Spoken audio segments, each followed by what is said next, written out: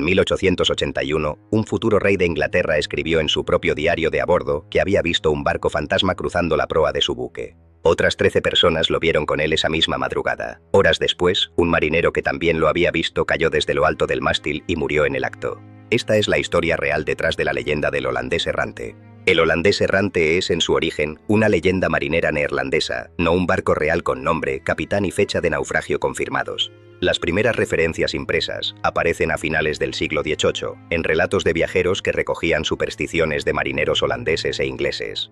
La versión más conocida sitúa la historia en el Cabo de Buena Esperanza, en la punta sur de África, una de las rutas marítimas más peligrosas del mundo en la época de la navegación a vela. Según la leyenda, un capitán llamado Van der Decken juró rodear el cabo pese a la tormenta, aunque le costara llegar hasta el día del juicio final. Desde entonces, su barco quedaría condenado a navegar para siempre sin poder tocar puerto, apareciendo entre la niebla como advertencia de mal tiempo o de desgracia inminente para quien lo viera. El Cabo de Buena Esperanza no fue elegido al azar como escenario de la leyenda. Durante los siglos XVII y XVIII, cientos de barcos de la Compañía Neerlandesa de las Indias Orientales naufragaron precisamente en esa zona, atrapados entre tormentas repentinas, corrientes traicioneras y una costa rocosa mal cartografiada. Los propios registros de la compañía documentan más de un centenar de pérdidas totales en esa ruta a lo largo de 2 siglos. En ese contexto de peligro real y constante, no resulta extraño que los marineros desarrollaran una superstición muy concreta. Cualquier luz extraña vista en el horizonte durante una tormenta se interpreta como un aviso, y con el tiempo, esa superstición cristalizó en la figura de un barco fantasma condenado a repetir para siempre el peor momento de cualquier travesía. La leyenda se popularizó fuera de los círculos marineros a partir del siglo XIX, cuando escritores como Walter Scott la mencionaron en sus obras, y alcanzó su versión más conocida en 1843, cuando el compositor alemán Richard Wagner estrenó su ópera El holandés errante, inspirada libremente en la historia. Wagner no inventó la leyenda, pero su versión, con el capitán condenado a vagar salvo que encuentre el amor verdadero de una mujer, es la que terminó fijando en la cultura popular occidental la imagen del barco fantasma tal como la conocemos hoy, muy alejada ya de la superstición original de los marineros neerlandeses del siglo XVII. Algunos historiadores navales señalan como posible inspiración real al capitán holandés Bernard Fokke, que vivió en el siglo XVII y que se hizo famoso por completar la ruta entre los Países Bajos y la isla de Java en un tiempo extraordinariamente corto para la época. Esa velocidad, inexplicable para sus contemporáneos, alimentó rumores de que Fokke había hecho un pacto con el diablo para navegar más rápido que cualquier otro barco. No existe, sin embargo, ningún registro documental que confirme que la leyenda del holandés errante naciera directamente de la historia de Fokke. Es, como mucho, una hipótesis razonable sobre su origen, defendida por varios investigadores de folclore marítimo, pero sin una fuente primaria que la confirme del todo. El avistamiento más documentado de todos ocurrió la madrugada del 11 de julio de 1881, frente a la costa de Australia. A bordo del buque de la Marina Británica HMS Bachante viajaba el príncipe Jorge de Gales, que décadas más tarde se convertiría en el rey Jorge V del Reino Unido. Su diario de a bordo, publicado después junto con el de su hermano mayor, el príncipe Alberto Víctor, describe una extraña luz rojiza en el horizonte, dentro de la cual se distinguían con claridad los mástiles, las vergas y las velas de un bergantín, a unos 180 metros de distancia. El oficial de guardia, desde el puente de mando, también la vio con claridad y confirmó el avistamiento de forma independiente antes de que nadie más hablara con él. Un guardiamarina fue enviado de inmediato a proa para observarla más de cerca, pero al llegar no había ningún rastro del barco, ni cerca ni en todo el horizonte, en una noche despejada y con mar en calma. En total, 13 personas a bordo afirmaron haber visto la aparición esa madrugada, cada una interrogada por separado por los oficiales al mando, sin que hubiera contradicciones relevantes entre sus relatos. Horas después, ya avanzada la mañana de ese mismo día, un marinero raso que había sido de los primeros en informar del avistamiento cayó desde lo alto del palo de trinquete y murió en el acto. El propio Diario Real registra ambos hechos, la aparición y la muerte, en la misma entrada correspondiente al 11 de julio.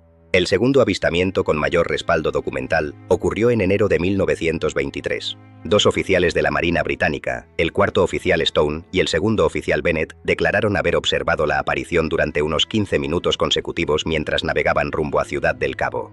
Stone llegó a dibujar un boceto de lo que había visto, incluyendo la posición exacta del barco respecto al suyo, y ambos testimonios fueron presentados formalmente ante la Society for Psychical Research, una institución británica fundada en 1882 y dedicada a investigar de forma seria y sistemática fenómenos que la ciencia no explicaba del todo y que sigue activa hoy en día. Sus informes describen un barco con las velas desplegadas, iluminado por una luz que no correspondía a ningún faro ni equivocación conocida registrada en esa ruta esa noche. El tercer caso relevante ocurrió en marzo de 1939, cuando varios testigos reunidos en la playa de Table Bay, en Ciudad del Cabo, Sudáfrica, aseguraron ver un barco de vela completo navegando directamente hacia la costa antes de desvanecerse por completo ante sus ojos.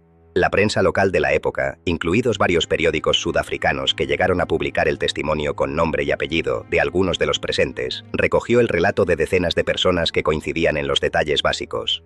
Un barco antiguo, con las velas desplegadas pese a que apenas soplaba viento esa tarde, que desapareció sin dejar rastro justo cuando parecía a punto de embarrancar en la orilla. La explicación científica más aceptada para la inmensa mayoría de estos avistamientos es un fenómeno óptico real y bien estudiado llamado espejismo superior, o fata morgana. Ocurre cuando distintas capas de aire a temperaturas muy diferentes se superponen sobre la superficie del mar, doblando la luz de tal manera que un barco real, situado más allá del horizonte, y por tanto invisible a simple vista en condiciones normales, se proyecta en el aire como una imagen elevada, a veces incluso invertida o deformada. Bajo determinadas condiciones atmosféricas, ese espejismo puede parecer completamente sólido, con mástiles, velas y una luz propia, y desaparecer en cuestión de segundos si las capas de aire se mueven o cambian de temperatura. Los físicos han logrado fotografiar espejismos prácticamente idénticos en el estrecho de Messina, en Italia, en los grandes lagos de Norteamérica y más recientemente en el estrecho de Bering, confirmando que el fenómeno es real, medible y reproducible bajo ciertas condiciones de temperatura y humedad.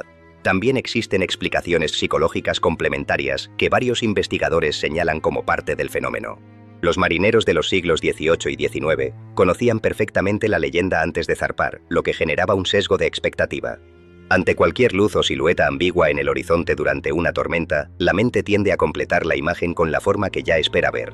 A eso se suma el cansancio extremo y la falta de sueño habituales en las guardias nocturnas de largas travesías, factores que la psicología moderna asocia con un aumento notable de percepciones erróneas o alucinaciones leves, incluso en personas mentalmente sanas. Investigadores especializados en percepción marítima han señalado además que, en el caso concreto del avistamiento de 1881, el propio diario reconoce que la tripulación llevaba días hablando de la leyenda antes de esa madrugada, precisamente porque estaban cruzando una zona del océano tradicionalmente asociada al mito, lo que refuerza la hipótesis del sesgo de expectativa colectivo, sin llegar a descartar por completo el componente óptico real de la fata morgana. Lo que ninguna de estas dos explicaciones, ni la óptica ni la psicológica, resuelve del todo es porque, en avistamientos separados por más de 60 años, entre testigos que no se conocían entre sí ni habían tenido acceso a los informes de los demás casos, la descripción del barco coincide en tantos detalles concretos. La misma silueta de bergantín antiguo de aparejo español u holandés, la misma luz rojiza o dorada envolviendo el casco, la misma sensación repentina de peligro inminente entre quienes lo observaban. La fata morgana explica perfectamente que pueda verse un barco fantasma en el horizonte. Explica con más dificultad por qué ese barco, una y otra vez, a lo largo de generaciones distintas y en océanos distintos, adopta una forma tan reconocible y tan consistente en la memoria colectiva de marineros de nacionalidades y épocas completamente diferentes. Lo que distingue a este caso de una simple superstición marinera transmitida de boca en boca es, otra vez, la calidad de la documentación disponible. No hablamos de rumores de taberna sin nombre ni fecha.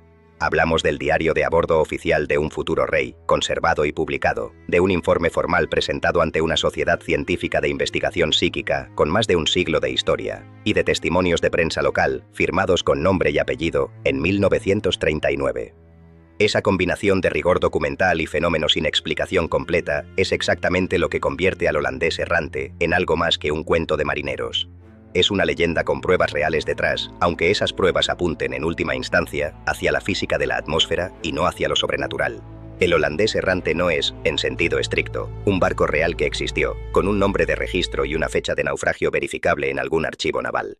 Es una leyenda que lleva más de 2 siglos viva, alimentada por avistamientos reales, documentados por testigos identificables con nombre y rango militar, incluido un futuro rey de Inglaterra que lo anotó de su puño y letra en un diario oficial de a bordo, y sostenida además por un fenómeno óptico que la física moderna sí puede explicar en sus mecanismos básicos, aunque no logre explicar del todo por qué el espejismo, avistamiento tras avistamiento, siglo tras siglo, sigue tomando prácticamente la misma forma.